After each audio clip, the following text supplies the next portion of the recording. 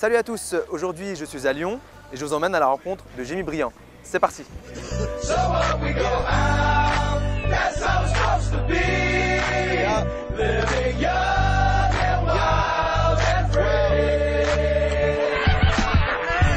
Bonjour Jimmy. Bonjour. Mais écoute, ça nous fait plaisir d'être ici avec toi aujourd'hui. Plaisir. Alors moi je voulais savoir, la saison dernière tu fais une saison mitigée sous l'ère de Puel, alors que cette année, sous les ordres de Rémi Garde, tu es un titulaire presque indiscutable. Qu'est-ce qui fait ce changement-là? Ouais, déjà, je dirais mitigé par le fait que après la première bonne partie de saison que j'avais fait l'année dernière, Claude Puel a décidé de me faire devenir remplaçant. Et c'est vrai que je n'avais pas compris pourquoi à l'époque, parce qu'il m'a dit tu vas souffler un peu parce que tu as joué beaucoup de matchs. Et puis il m'a fait souffler presque 3 mois. Donc c'est vrai que je l'ai mal vécu, mais bon, ça fait partie d'une carrière de footballeur. Et puis derrière, moi je suis un guerrier, je ne lâche pas. Un nouveau coach est arrivé, les cartes sont redistribuées. Et à partir de là, j'ai prouvé que j'avais ma place dans cette équipe. Et c'est un plaisir de jouer tous les week-ends. C'est à partir du moment où tu as un coach qui te donne pleine confiance, qui te fait jouer tous les week-ends et qui t'encourage à tenter des choses, et ben, tu es libéré. Et après, mes coéquipiers ont confiance en moi, ils me donnent le ballon. Et voilà, je pense que c'est tout une question de confiance et de mental. Et comme là-dessus, moi, j'ai confiance en moi premièrement. Et mentalement, je suis assez blindé. Donc voilà, ça fait que j'enchaîne les matchs sans problème. Au moment de quitter Rennes, tu avais le choix entre l'OM et l'OL. Qu'est-ce qui a fait, on va dire, pencher la balance pour l'OL? Je dirais que pour moi, Lyon, c'est le club des années 2000. Il est resté sur beaucoup de victoires en championnat. Et même si Marseille avait gagné pas longtemps avant, pour moi, ça représente vraiment le club des années 2000. Et il y avait un projet qui était de reconquérir le titre très rapidement. Et voilà, c'est ce qui a fait pencher la balance.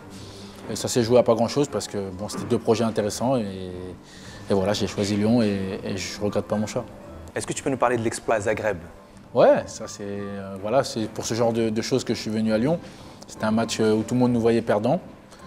Ouais. Et peut-être qu'on n'était que 18 plus le staff à le croire. Et même à la mi-temps, quand il y avait un partout, on savait qu'on pouvait marquer des buts et on l'a fait. Et on est entré dans l'histoire et dans la légende de la Ligue des Champions. Et je suis très fier. Vous, en tant que joueur, vous avez pris comment le fait qu'on dit ouais, Lyon a acheté son match? Nous, en tant que joueurs, ça nous a fait rire parce que on a vu la physionomie du match, rien n'était assuré.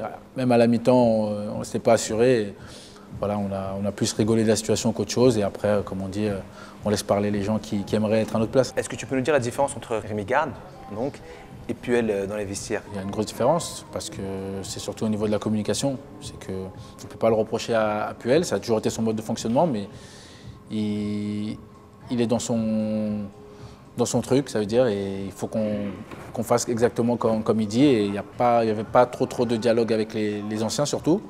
Et c'est vrai que là, avec Rémi Garde, il y a plus de dialogue et ça se passe beaucoup mieux au niveau de l'ambiance. Je sais que tu es né en région parisienne. Est-ce que tu penses que tu n'as pas loupé l'occasion de jouer pour Paris Saint-Germain? Loupé, non. Après, ça a failli se faire une année, ça ne s'est pas fait malheureusement, mais c'est comme ça, c'était sûrement mon destin et peut-être que si j'avais été là-bas, ma carrière aurait été différente. Donc voilà, c'est un petit regret qui restera à la fin de ma carrière, mais aujourd'hui, je suis très heureux comme ça. Et tu vois qui est donc en haut du podium là, pour la Ligue 1?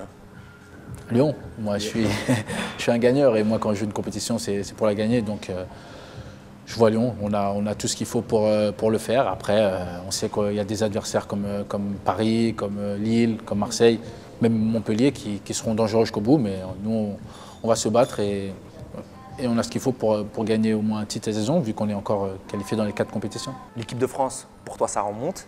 Alors, est-ce qu'aujourd'hui, c'est inaccessible ou c'est dans un coin de ta tête? Non, c'est pas inaccessible parce que quand je vois les joueurs, je ne me sens pas spécialement inférieur. Maintenant, je suis réaliste et je sais qu'il y a un coach qui a mis quelque chose en place avec ses joueurs. Et donc, je sais que ça sera compliqué pour aller à l'Euro. Maintenant, rien n'est impossible, qu'on a pu le voir à Zagreb. Donc voilà, je me battrai jusqu'au bout. Mais si je ne suis pas à l'Euro, ben, je serai supporter et j'irai en vacances et ce n'est pas un problème.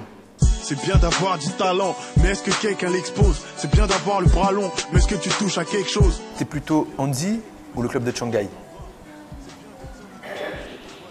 Shanghai quand même. Le joueur qui t'impressionne le plus? Qui m'impressionne le plus, Messi. T'es plutôt Martinique ou Guadeloupe? Ah, c'est impossible, c'est les deux parce que mes parents viennent des deux îles, donc impossible de choisir. Plutôt FIFA ou PES? Plutôt Call of Duty.